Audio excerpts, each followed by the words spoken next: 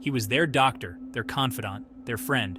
Dr. Harold Shipman, with his gentle demeanor and kind eyes, was a pillar of the Hyde community. He was the friendly face who made house calls, who knew his patients by name, who eased their aches and pains. But beneath this veneer of compassion lurked a monster. A darkness festered within, a sinister secret that would chill the very heart of England. For years, Shipman moved among his patients, a predator disguised as a protector. He wielded the tools of his trade, the syringe, the morphine, the trust, not to heal but to harm. His victims, many of them elderly women, placed their faith in him, unaware that their trust had become their death sentence. Behind closed doors, in the sanctity of their homes, a nightmare unfolded. The good doctor, the one they knew as a beacon of comfort and care, was leading them gently into the night, extinguishing their lives with a calculated coldness that defied comprehension. The man they welcomed into their homes harbored a secret so dark, so monstrous, that it would take years to uncover. And even then, the true extent of his depravity might never be fully known. The afternoon of June 24, 1998, dawned like any other in Hyde. But for Kathleen Grundy, a vibrant 81-year-old widow, it would be her last. Dr. Shipman had visited her that day, a routine house call, or so everyone thought. Later that evening, her daughter, Angela Woodruff, found her dead. A wave of grief washed over her, but something wasn't right. Dr. Shipman, with unsettling haste, had already written a death certificate citing old age as the cause. He assured a distraught Angela that an autopsy was unnecessary. His calm demeanor did little to quell the unease gnawing at Angela's gut. Then came the discovery that would blow the case wide open.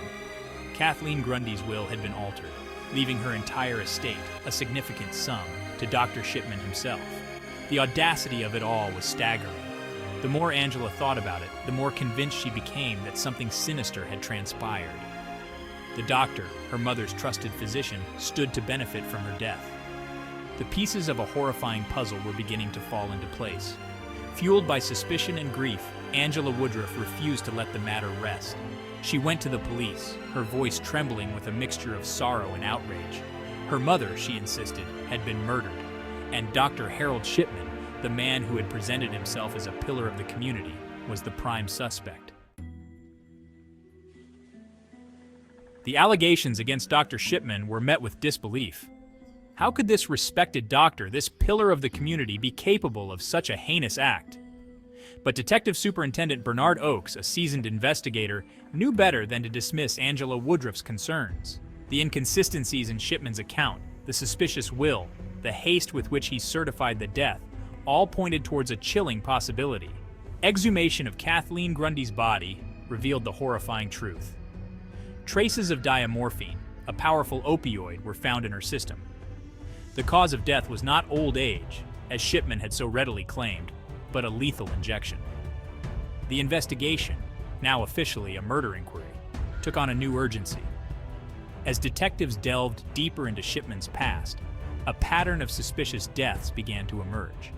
Scores of elderly patients, all treated by Shipman in the months leading up to their deaths, had perished under seemingly innocuous circumstances. The common thread? Shipman had been the last person to see them alive, and in each case, he had been quick to certify their deaths, often listing natural causes with an alarming lack of scrutiny. The investigation team, now working around the clock, began the grim task of exhuming the bodies of other deceased patients. With each exhumation, the horror grew. Diamorphine, administered in lethal doses, was found in the systems of victim after victim.